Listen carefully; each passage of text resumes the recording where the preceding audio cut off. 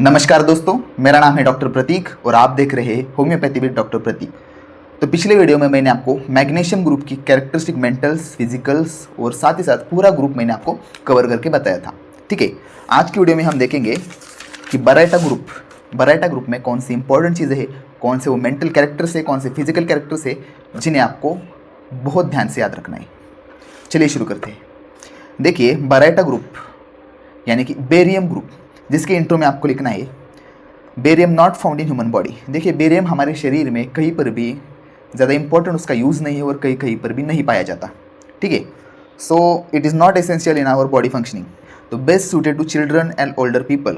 दो तरह का बचपन होता है, एक जब हम छोटे होते हैं और एक जब हम बहुत ज़्यादा बड़े यानी कि बुढ़े हो जाते हैं। तो इन दोनों ही तरह के बचपन के लिए बराइटा ग्रुप के रेमेडीज़ काफ़ी ज़्यादा इफेक्टिव है।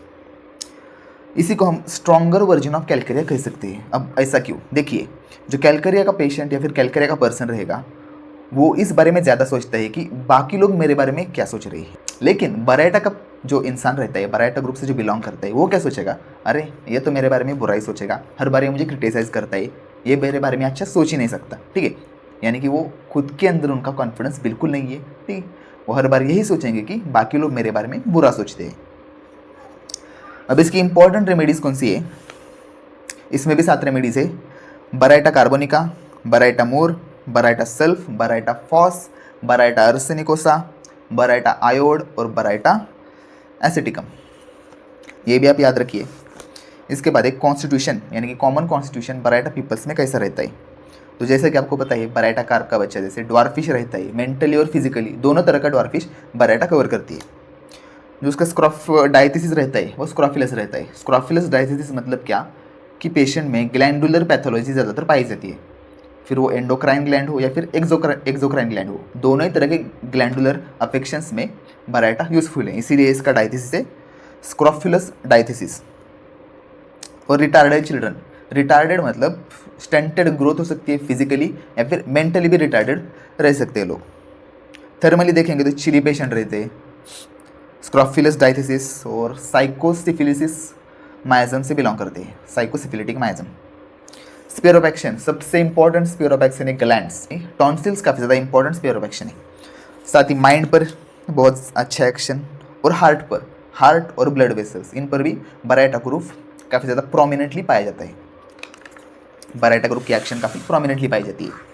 अब देखिए, इसके जो कैरेक्टरिस्टिक मेंटल्स रहते हैं, अब जैसा मैंने आपको बताया कि कैलकेरिया के पेशेंट सोचता है या उसके दिमाग में इनसिक्योरिटी रहती है कि आगे वाला मेरे बारे में क्या सोचेगा।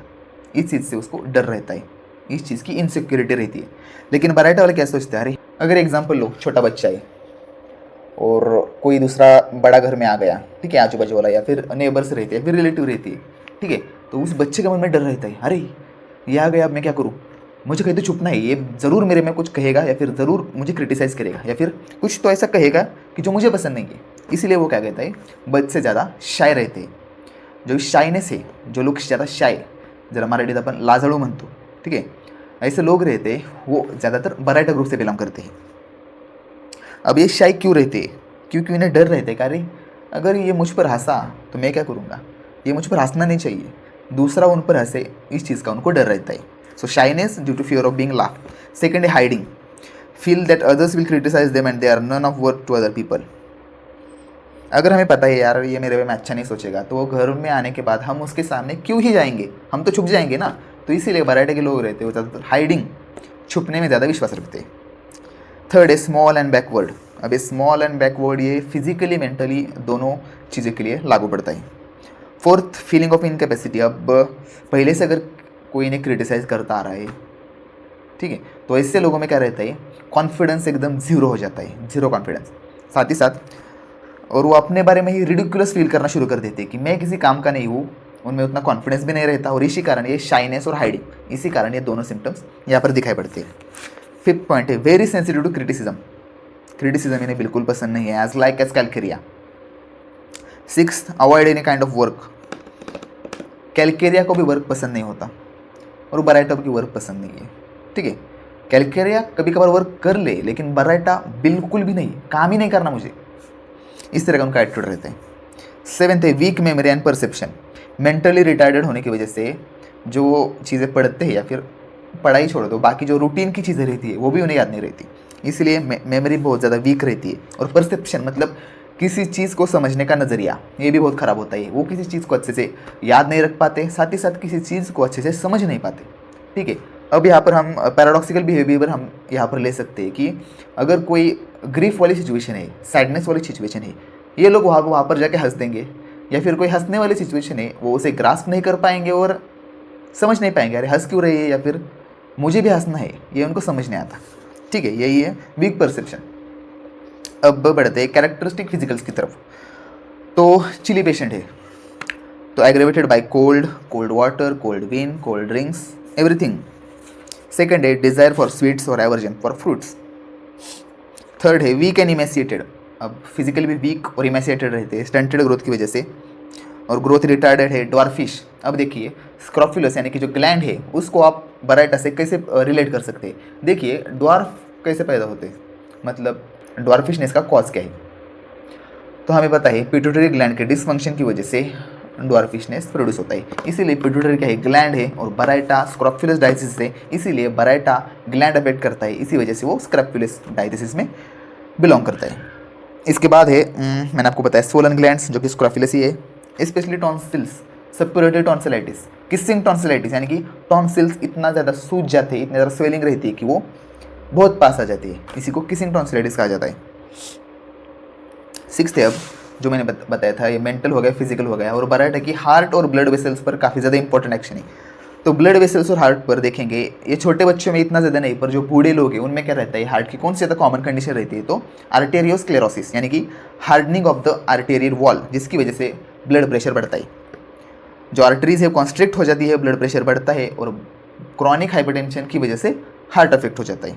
ठीक है, साथ ही साथ सातवां पॉइंट है slow and deep acting remedy है। किसी को अगर आपने बराइटा ग्रुप की रेमेडी प्रिस्क्राइब की तो आपको बहुत ज़्यादा लॉन्ग वेट करना पड़ेगा, क्योंकि स्लो एक्टिंग है और साथ ही साथ लॉन्ग एक्टिंग है, ज़्यादा रिपीटेशन करने की भी ज़रूरत नहीं पड़ती। लास्ट पॉइंट है जनरल मॉडलिटीज़। अब बात करें एग्रीवेशन की, तो complaints are aggravated while thinking of them like calcarea phos. Second है चिली पेशेंट है, इसलिए कोल्ड से एग्रीवेट है, और जब ये लोगों में रहते हैं, कंपनी में रहते हैं किसी की, तो इन्हें एग्रीवेट होता है, अच्छा नहीं लगता, लेकिन जब ये अकेले रहते हैं तो बहुत कुछ रहते हैं। ठीक है, और साथ ही साथ ओपन एयर से भी इन्हें अच्छा लगता है।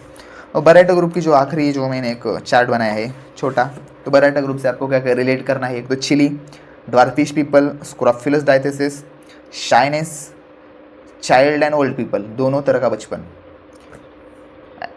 Marked action on blood vessels and heart, और जीरो कॉन्फिडेंस, बिल्कुल कॉन्फिडेंस नहीं है। इसके भी आपको नोट्स चाहिए तो मैंने डिस्क्रिप्शन में PDF दे दी है, वहाँ से आप डाउनलोड कीजिए, अच्छी तरह से पढ़िए। और अगला वीडियो कैलकेरिया ग्रुप पर आएगा, ठीक है, मतलब कैल्शियम ग्रुप। तो चलिए मिलते हैं अगली वीडियो में, तब तक के लिए नमस्कार।